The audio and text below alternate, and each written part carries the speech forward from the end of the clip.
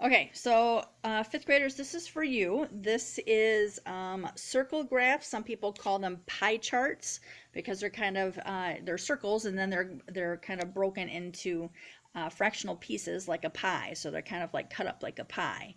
So if you look at my example here, and this is not a sheet that you have to do, but this is my example. So you can see this circle, and then it's kind of cut up into pieces. Okay, so it kind of looks like a pie. So they call it a pie chart, or other people will call it a circle graph.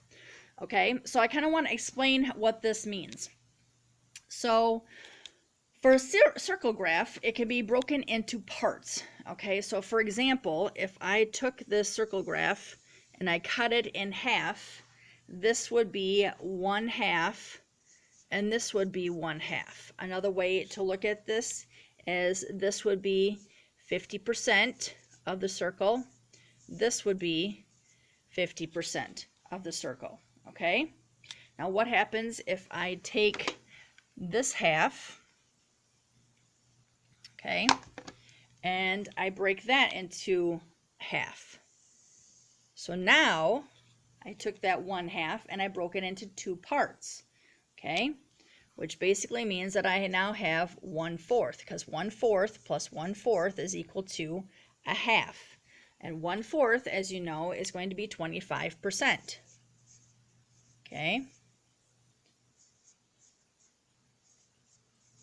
Which we know that, right? If you think of 1 out of 4, 1/4 out of 4 quarters, you're going to have 25 cents. So you would have 25% would be 1/4.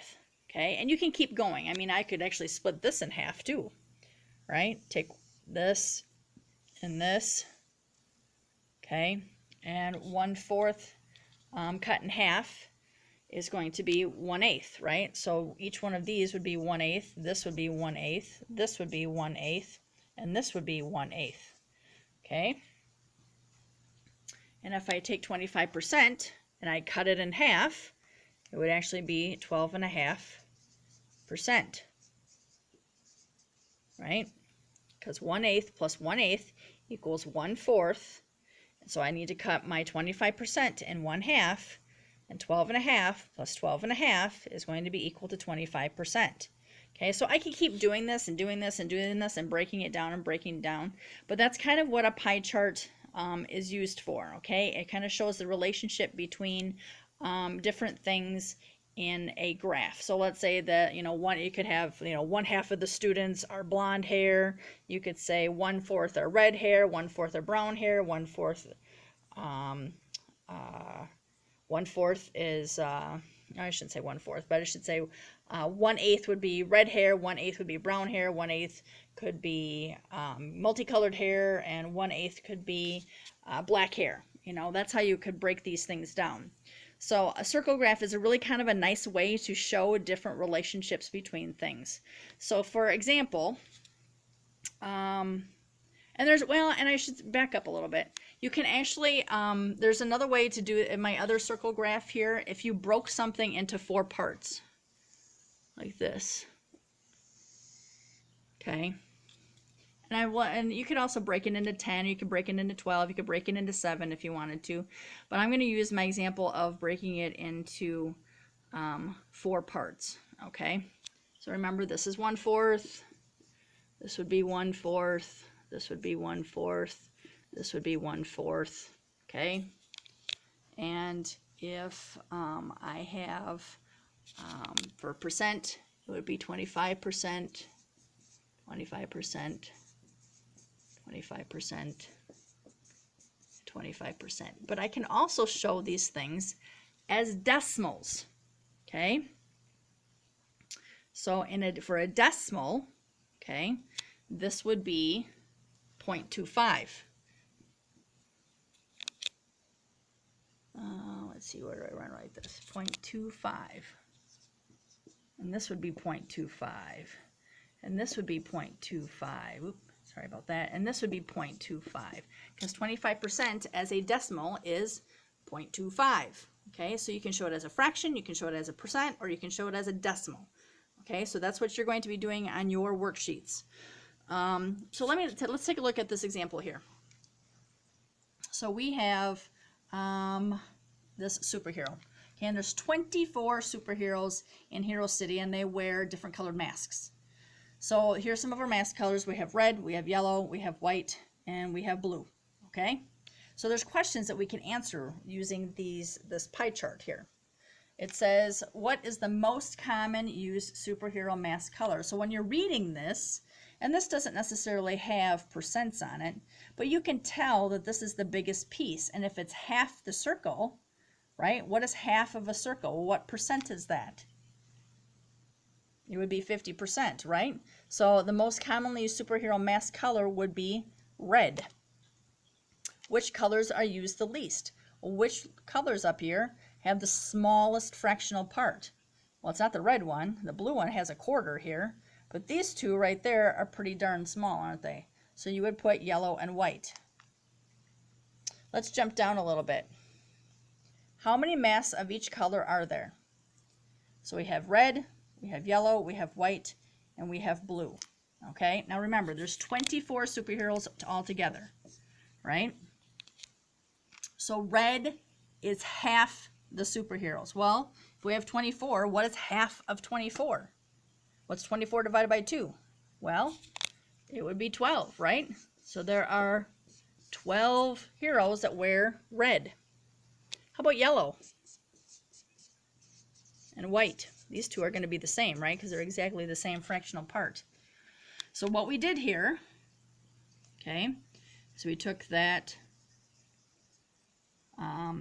half, this half, and we broke it in half again. So what do we have left?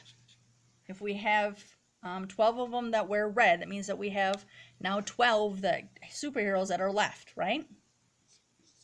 So let's break that in half. Let's do the blue one first. So if this is the 12 right here, the 12 that are left, red's represented right here, and we break that in half, again, we're taking that 12, okay, and we're going to break that in half. Well, what's 12 divided by 2? What's 12? Half of 12 would be 6, right? Okay, so now we use 12 superheroes that have red. Now we have 6 superheroes that were blue, so 12 and 6, that's 18. We still have 6 superheroes that are left that are unaccounted for. Well, let's look back at our yellow and our white. So we have, this represents our 6. And this is cut straight in half right here. It's an equal amount. Well, if we have 6 superheroes left, what's 6 divided by 2?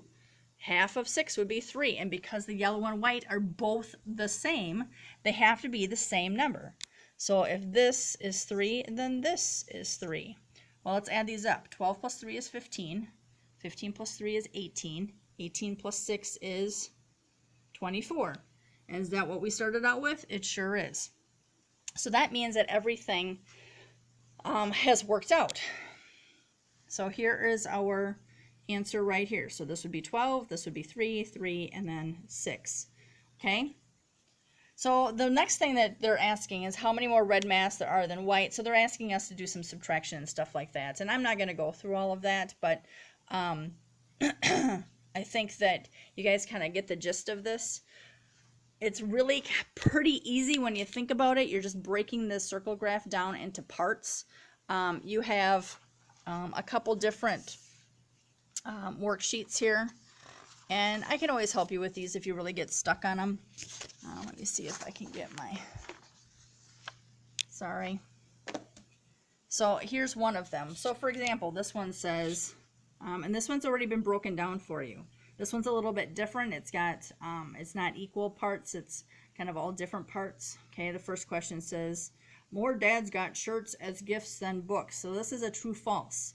Well, if you look, well, what did they get for shirts? They got 25%. And what do they get for books? They got 10%. So it says, more dads got shirts as gifts than books. Well, would that be true or false? There's the shirts. There's the books. Sure enough, they got more shirts than books. So you would put a T for true. How about the next one? Fewer dads got tickets as gifts than CDs. So we got tickets and CDs. We got 5% for tickets. And we got 5% for CDs. Well, that's kind of false. They're both the same. Tickets and CDs are the same, so that should be false. All right, so that you can, this is how you use your pie chart to answer some of these questions, okay? So that's one worksheet, and then this is the other one. This one actually is kind of cool. This circle graph has been broken into 10 parts here. You can see that it's got 10 parts, okay? And it's saying that one fractional part, 1 out of the 10 is medium, and they want you to color it green. So you would take 1 out of the 10, I don't care which one you take, and you would color it green because its fractional part is 1 out of the 10, 1/10, okay? If you look at the large, that one is, fractional part is 4. There's 4 out of 10. So you would go 1, 2, 3, 4, and you would color all 4 of these blue, okay? And then, because that's going to be the large. This one is, and these are all like eggs. This is a egg cartons and stuff like that. He's got all kinds of different eggs, and he's sorting by size. So we have some extra large legs, and then we have jumbo eggs.